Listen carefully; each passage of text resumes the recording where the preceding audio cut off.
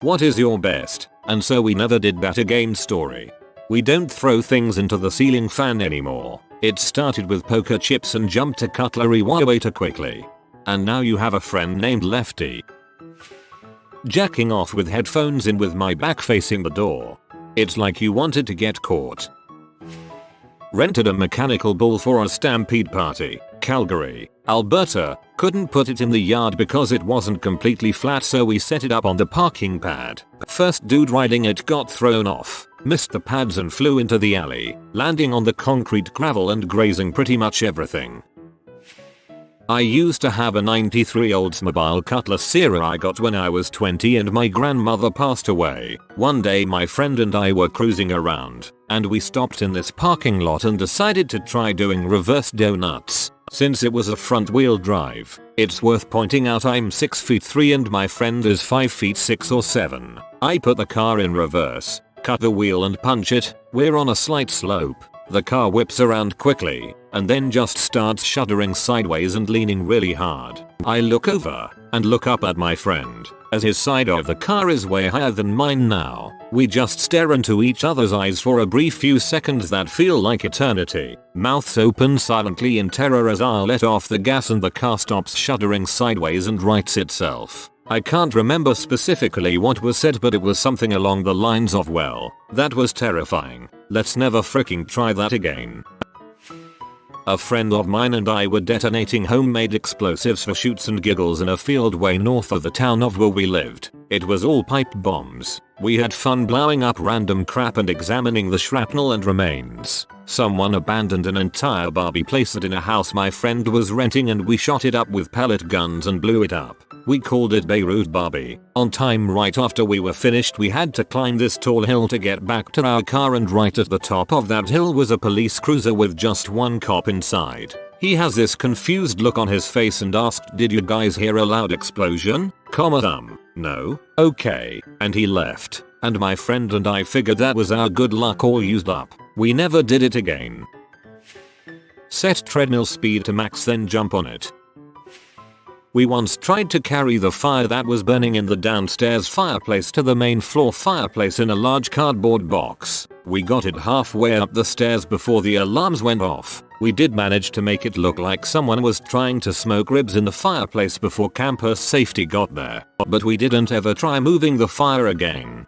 That was so dumb. 10/10.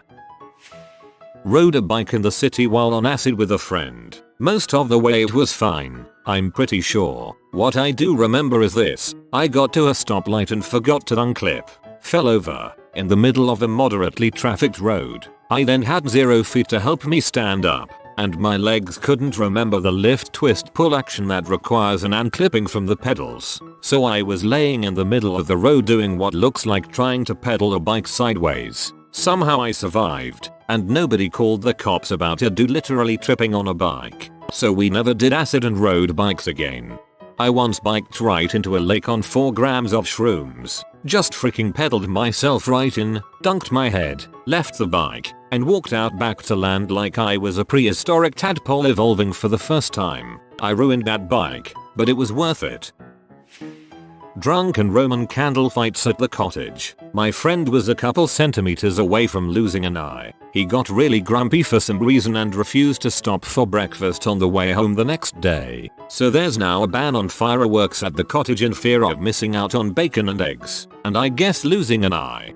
Long sleeves, gloves and paintball masks. We call doing this playing Harry Potter, and it's so much fun.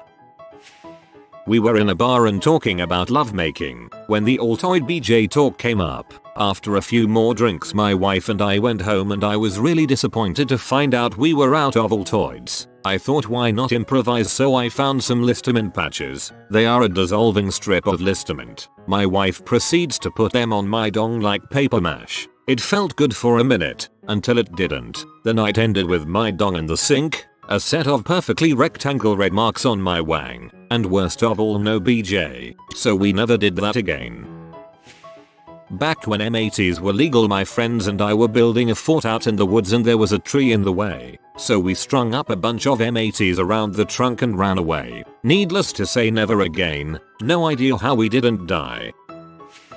not we, was waiting for a ride when I decided to balance on one of the cement posts that prevent cars from driving on the sidewalk near the entrance of a building. I stuck the landing, but unfortunately I was too badass to properly tie my skate shoes. My foot slipped and that mortar hit the little soldiers dead on. Overwhelmed by the worst pain I have ever experienced to this day, I rolled over in the fetal position. I did not see that coming, but eventually I collected myself and stood up. That's when I felt it, like that first drop of rain before a hurricane touches land. I felt a trickle down my leg. Crap. I opened my pants and examined Mr. Johnson. No damage done. I checked out his pals, and that's when I saw it. My oysters had been shucked. If there were ever a sight that no man should have to see, it is the sight of his own testicles on scrotum. I had torn a hole in my sack big enough to fit my thumb through, and, as I lost a lot of blood, got a magnificent view of my left ball in all of its pale white glory. I got 3 stitches and,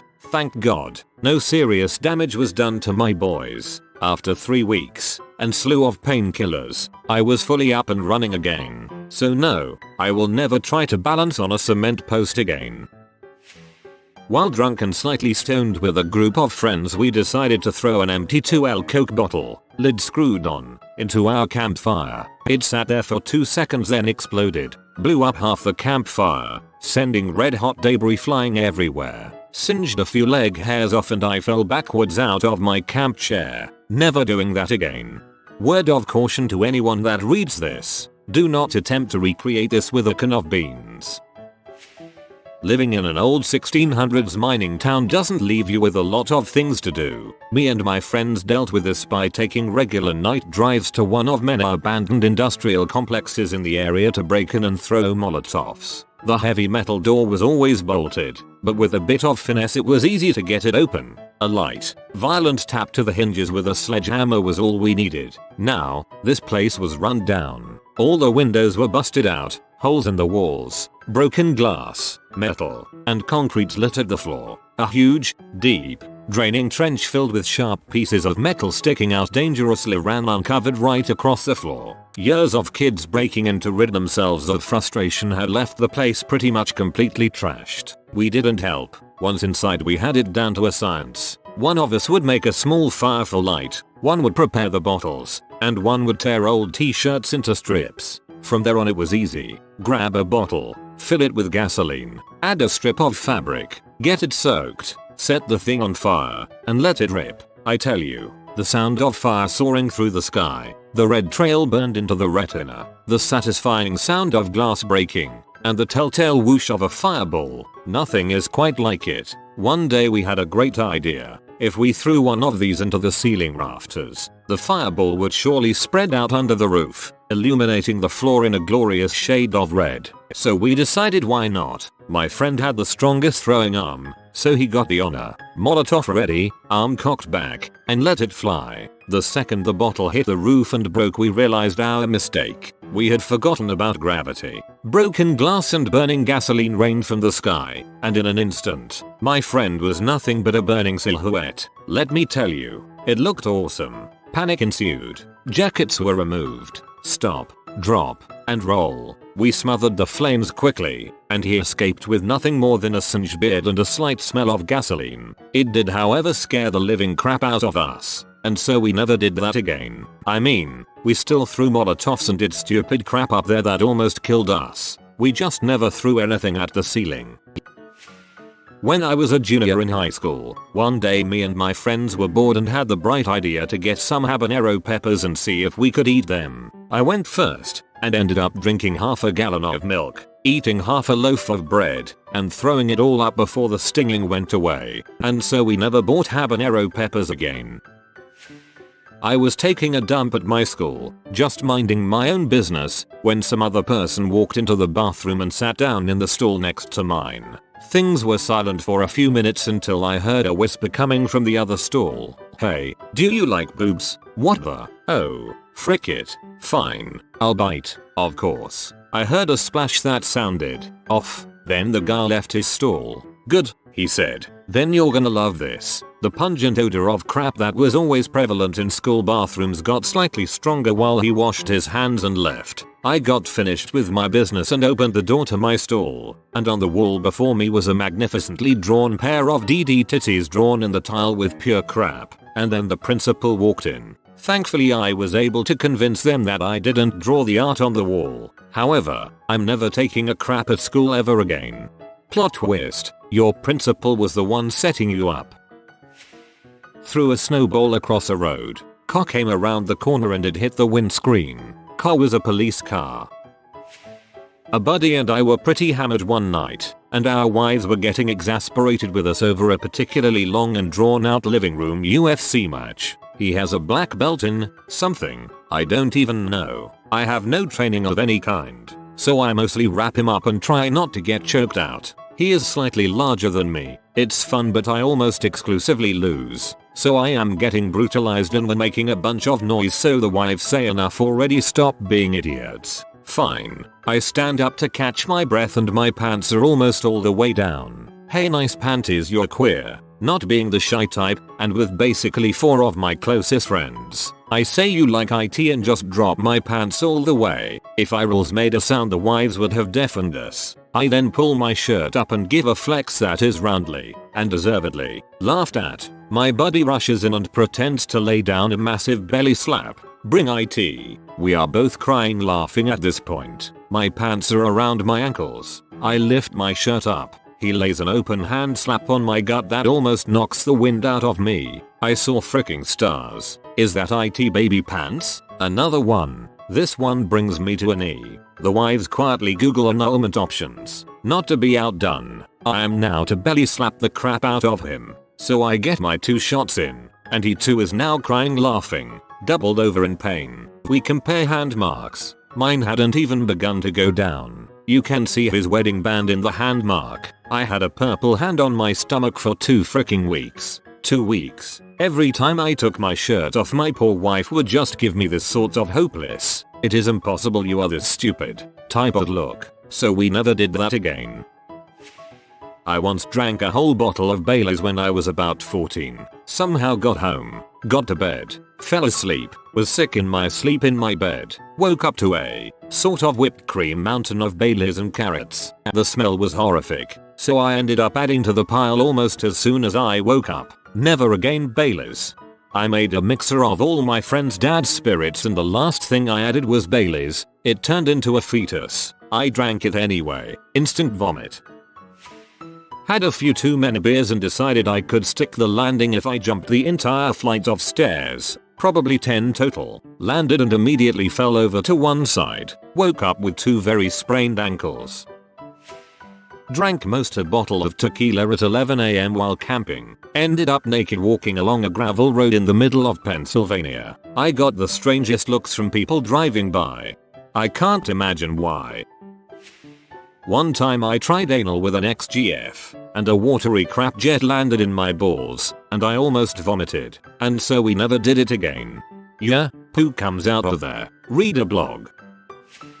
4th of July, playing around with those reloadable mortar tubes. If you put 2 projectiles in a tube at a time it mostly works. Adding a third does not. At least one of them will come out wonky and go off near ground level. Possibly after traveling distance normally safe for spectators in a random direction. If you set off the projectile upside down you get a cool jet of flame and then a shower of sparks. This places undue stress on the tube. The second one will blow out the base of the mortar. Not as bad as the first experiment at least. We weren't invited back. Curiously, the stated reason for not inviting us back was pouring gasoline on a pile of firecrackers and lighting it with a Roman candle. That one seemed perfectly fine to me. Got quite a few, but here is one of my favorites. A friend and I were at his place mucking around, as you do. Well, we found a trapdoor spider nest. A trapdoor spider builds a tunnel as a nest and, as the name suggests, they put a trapdoor over the top. So we were using sticks and things to try to get her out, but she would pop a leg or 2 out, realize what was happening, then duck back out of sight. My brilliant idea? Burn her out. So we grabbed a can of WD-40 with the long hose on the nozzle, tucked it into the nest and sprayed, for ages. Then sprayed a fuse to about 50 centimeters away and got ready. This was going to be fun. So we lit it, Now, the last thing I remember seeing before hearing an almighty bang on the fence behind me was a rather large, angry, burning arachnid flying past my head, screaming. The noise was so loud his parents came running. We turned and saw a 20cm wide scorch mark with bits of leg still twitching stuck to the fence. We got in big trouble off his mum, but his dad looked kind of proud. I ate a special brownie on a school trip in Washington, D.C. I shared some with my friend. She ended up passing out. I wasn't so lucky. It first hit me on the metro, where I proclaimed to my dean that I'm the fastest woman alive while pretending to run in front of the windows. We went to see a movie, and I got an enormous popcorn, raisinettes, and a icy. Next thing I remember is stuffing my face and having the sudden realization that I'm in the balcony, and scared of heights. Ended up crawling out of a movie theater and falling down some stairs before having the worst, most extended panic attack of my life. I refused to move for 3 hours and my entire class had to wait outside the movie theater for my dumb butt to simmer down. I had to be carried back to the hotel. So yeah, no more brownies for me. You sound like the kind of personality that shouldn't be doing drugs. H. Second place. Taking acid at a house party. My house party. We didn't have a mortar for New Year's, so we made one out of a pizza box. My life flashed before my eyes when the firework didn't take off, exploded about 20 feet away, and the crackling after effect crackled right next to my ear, meaning I was literally inches from being hit in the head with a white hot report. Yeah, we never did that crap again. Back in 2001 or 2002, my buddy and I were messing around with his camcorder, driving around doing dumb crap and filming it. No vandalism or anything, just being idiots and annoying people. At one point, we drive past this couple walking their dogs at night. I get the idea to suddenly stop right next to them, film them, and then just move on. They were really confused and we laughed about it. Several minutes later we see another couple and decide to do the same thing. Only it's the same couple. More confusion and more laughter. Then we call it a night. I think it was the next day or a couple days later. We're doing the same dumb crap with the camcorder and we see a couple walking around and decide to do the same thing. You guessed it. Same freaking couple. More confusion. More laughter. But a little more aggravation on their part. And this is where we fricked up. I said, let's do that one more time. At this point, they're on a side road just around the corner. We film them, but the husband comes at us. We gun it and laugh our asses off until we realize we're in a small part of the neighborhood that only has one exit and the couple are standing right by it. We give it a minute and try to leave, but they're not budging, determined to do who knows what to us. So, we give it about 10 more minutes and they're still there, and now there's a car blocking the road. Frick. We wait even longer and decide we can only just try to jump the curb and gun it past them. We give that a shot, but they maneuver too quickly. We hit reverse, end up hitting a bush, and that's when the car blocking the road turns on the red and blues. Freaking undercover cop car. Fortunately, we knew enough to know we hadn't actually broken the law save the bit with the bushes, so we just calmly did what the cop said. First of which was put down the camera, then he asked the driver, my buddy, to come over. He asked him what we were doing and my buddy explained the whole situation. The cop said something about doing that in times like these, post 9/11, but he was good-natured enough to not arrest us or anything. He did make my friend call his mom and tell her what happened, which was a pretty hilarious conversation. I've been stopped by a cop. What? Why? Were you speeding? No, I was filming pedestrians. W. What? Then he took our information down and said he'd be watching us. And that was that. So, we don't film pedestrians anymore. I tried to blow out a flaming metal marshmallow stick by bringing it up to my face and blowing it out. It did not go out. It made contact with my face. My flesh melted. What happened to your face? Marshmallows. If you are new to the channel, you can subscribe. I publish new videos every day. Until then, check another video.